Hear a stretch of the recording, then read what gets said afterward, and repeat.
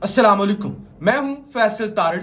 पिछले 2-3 दिनों में कुछ ऐसी खबरें आई हैं जिसके बाद ये लगना शुरू हो गया है कि एस्टैब्लिशमेंट ने हाथ खड़े कर दिए हैं और निगरान हुकूमत का भी जो एक चार्म था, जो एक तजर्बा करने की कोशिश की जा रही थी, वो तजर्बा भी नाकाम हो गया है। खास तौर पे चंद दिन पहले इलेक्शन कमीशन की जानब से कहा गया कि देखिए जी, हम कोशिश करते हैं वक्त कम लगे, हल्का बंदियां हम जल्दी कर लें।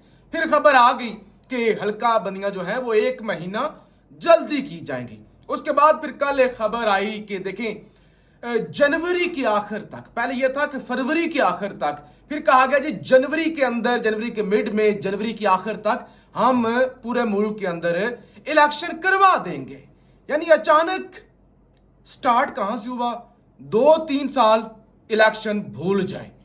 फिर कहा गया जी नहीं जी, अभी हल्का बंदियां होंगी। कब हल्का बंदियां होंगी कोई पता नहीं, इलेक्शन फरवरी मार्च में होंगे। फिर कहा हम कोशिश कर रहे हैं जल्दी हूं। फिर कहा कि नहीं जनवरी के अंदर ही हो जाएंगे।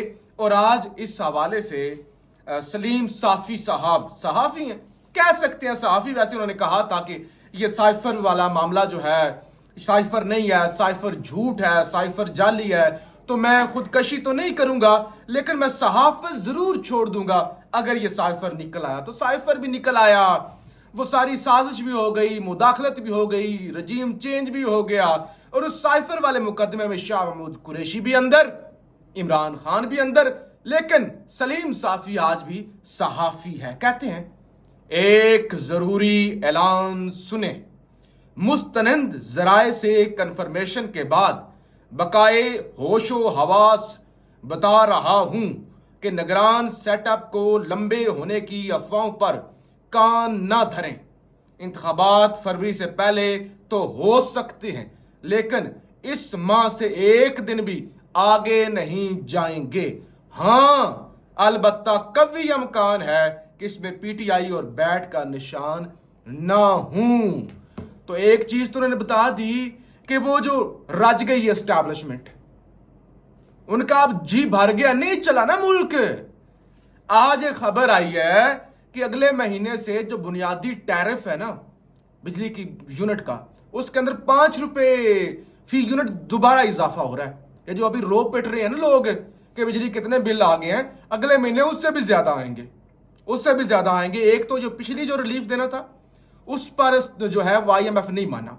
यानी उन्होंने कहा आप रिलीफ नहीं दे सकते, ऐसे नहीं मजाक चलता कि आप रिलीफ दे दे, कर्जा पैसे लेंदे हो तो पैसे वापस भी करने ने, ऐसे नहीं चलना। सेकंड, उन्होंने कहा कि अगले महीने फिर जो है वो रेट आप बढ़ाएं तो बिजली मजीद महंगी होगी। अच्छा, बिजली महंगी होने के अलावा और कुछ भी ऐसा है मुल्क के अंदर सियासी सूरत हाल और कोई पैसा नहीं है। वो सऊदी वलीयाद ने भी कह दिया कोई नहीं आना है पाकिस्तान, तो कोई दुनिया का लीडर तो यहां आने के लिए तैयार नहीं है कि वो पाकिस्तान में आ जाए, क्योंकि निगरान हुकूमतों की क्या क्रेडिबिलिटी होती है और फिर ये जो सौगातें हैं इनकी क्या क्रेडिबिलिटी है। एक अलग खच मारता है, दूसरी अलग खच मारता है कि ये कहता है कि हाँ मसला है, हाँ बिल्लो वाला मसला है, लेकिन एडा वड्डा नहीं कि पहिया जाम हड़ताल हो जाए, एडा वड्डा मसला नहीं कि पूरा मुल्क ही बंद कर दो। लोग खुदकशियां कर रहे हैं, यकीन करें, हर रोज तस्वीरें डिलीट करनी पड़ती हैं, नींद नहीं आती। बच्चे बच्चियां वो गलों में रस्सियां डाली भी हैं, वो पंखों के साथ लटके हुए हैं। कोई ऐसी ऐसी खबरें आती हैं, कलेजा बाहर आ जाता। कोई 6 बच्चों को लेकर नहर में छलांग लगा रहा है, कोई 2 बच्चों को लेकर जहर दे रहा है, बीवी को भी खुद भी। ऐसी ऐसी कहानियां हैं। वो कहते इतना मसला नहीं है, इतना मसला नहीं है कि लोग सड़कों पर आ जाए। बहरहाल जी, मुख्तसर ये के एक कंपनी भी नहीं चल रही, कंपनी नहीं चल रही और ना कंपनी से मामला संभाले जा रहे हैं। इसी तरह फिर सलीम साफी और बाकी लोग फिर अब वो कह रहे हैं कि मुस्तनद जराए कह रहे हैं इनको कि वो जो है ना अब इलेक्शन जो है वो जल्द होंगे लेकिन इमरान खान नहीं होगा। इमरान खान के साथ मुलाकातें तो हो रही हैं, मामला तो हो रहे हैं, पैगामात भी भिजवाए जा रहे हैं स्टैब्लिश। और कुछ खबरें थी भी, खास तौर पर जिस तरह से सदर पाकिस्तान तारीख का ऐलान करने ही लगे थे इलेक्शन की, और फिर DGIA से भी पहुंच गए, आर्मी चीफ भी पहुंच गए। अब कुछ देना और कुछ लेना तो होता है ना, ऐसे तो नहीं सदर ऐसे ही हो गए चलो यार आप कह रहे हो तो मैं नहीं देता तारीख। कुछ मामला तो चल रहे हैं, गारंटीज मांगी जा रही हैं, जो गारंटीज इमरान खान देने के लिए तैयार नहीं है। कुछ जराए कहते हैं कि अगले चंद दिनों में कोई ब्रेक थ्रू हो सकता है, کوئی بریک تھرو ہو سکتا ہے اس حوالے سے.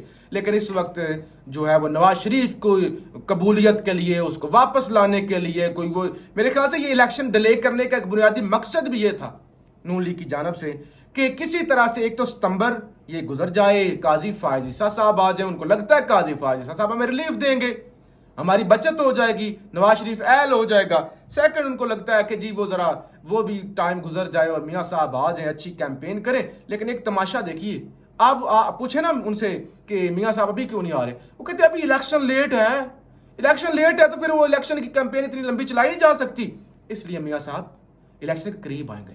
یعنی ذرا اندازہ کرے کیسے وہ ہمیں بھگو کر جوتے مارتے ہیں. وہ کہتے ہیں کہ جب اقتدار کا وقت قریب ہوگا نا, اقتدار ملنے والا ہوگا, اقتدار کا وقت سر پہ آ جائے گا, تب میاں صاحب آئیں گے. اور اگر اقتدار نہیں ملتا یا وقت نہیں ہے تو پھر میاں صاحب اتھے ہی رہن دے اپنے بھائی وقت ہی وطنی اتنے صرف حکومت کرنے واسطے, اتنے صرف حکومت کرنے واسطے ہونے دے. اگر نظر آ رہی ہوئی کہ حکومت مل رہی ہے تو پھر آ جائیں گے. الیکشن لیٹ ہے تو کیا کرنا ہے یہاں گرمی کے اندر, کیا پھٹیچر ملک, یہ میں نہیں کہہ رہا, وہ سمجھتے ہیں اس کو کہ یہاں کیا کرنے ہیں آگے.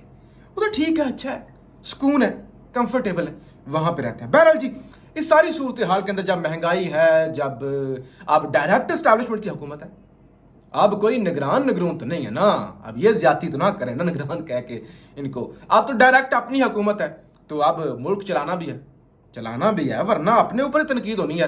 سید طلعت حسین کہتے ہیں کہ آرمی چیف لاہور کے اندر کوئی 60 کے قریب بزنس مینز کے ساتھ ان کی ملاقات ہوئی ہے اور کوئی 25 بلین سعودی انویسٹمنٹ بھی پاکستان میں آ رہی ہے. تو یہ بھی ایک خوشخبری وہ کہتے ہیں آنے والی ہے.